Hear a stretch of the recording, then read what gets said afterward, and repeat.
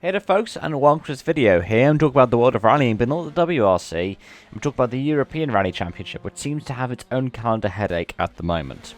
They've just postponed the first round, what was going to be the first round of the season, the Azores Rally.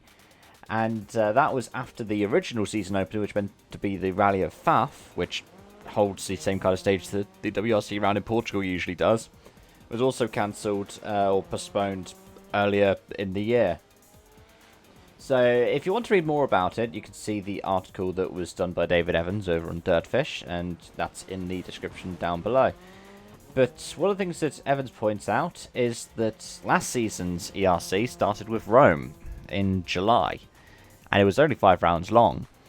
Whereas this year there are 8 currently set up, so 8 that are still billed as potentially going to be on the calendar for this season. And, with those rallies being the likes of the new opener in Poland, Lipaia, which also sits on the WRC reserve list, the Rally of Rome, and then you've got Zin, the Baron Rally, you've got Faf, you've got Hungary, you've got the Canary Islands, you've got Azores. It's very likely that a lot of these will run. But the problem that the ERC has, the problem that the rallies that are on the ERC calendar have, is something to do with finances. With the WRC, a lot of these rounds, they are quite dependent on income. Rally Finland, for example, is looking at moving to a September date because it wants to have the spectators there, because after Neste's departure as a title sponsor, the Ivascula Best event needs to get some kind of income coming in.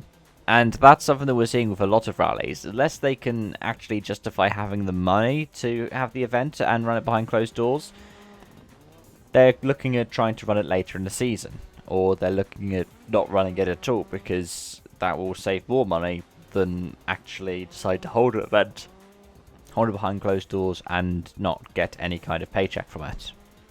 We saw Formula 1 last year, when it was returned to tracks that we hadn't been to for a long time, or if it was going to new tracks, it wasn't necessarily going to be a problem for the organisers, because F1 was going to front a lot of the costs, because they wanted to get races on the calendar.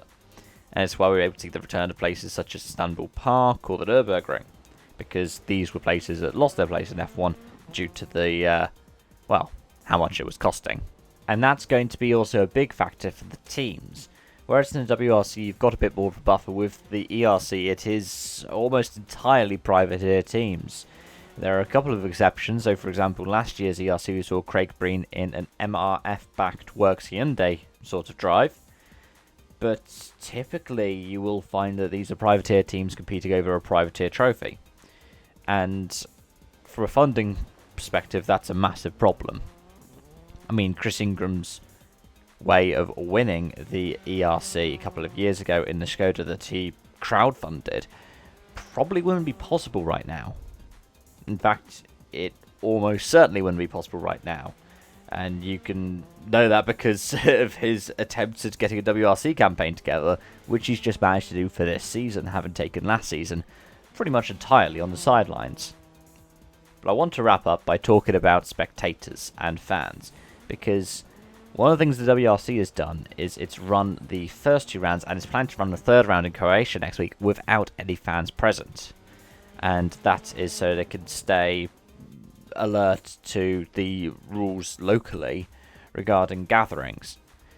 I mean, with Monte Carlo they had to do the stages earlier so they didn't get caught out in the French curfews, and in the Arctic Rally in Finland they were deploying drones to make sure that spectators weren't trying to flock to the stages. And again, that's something that the WRC could afford to do, but smaller championships, it's not really something that's affordable to do. I mean, I'm just thinking about over here in the UK with the British Touring Car Championship, the season opener of Thruxton's being run behind closed doors, but they've pushed back the rest of the calendar because they need to get the fans there, because they want to have that income coming in. Anyway, those are my thoughts. Let me know yours in the comment section down below. Thank you so much for watching, and I hope to see you again soon. Bye for now.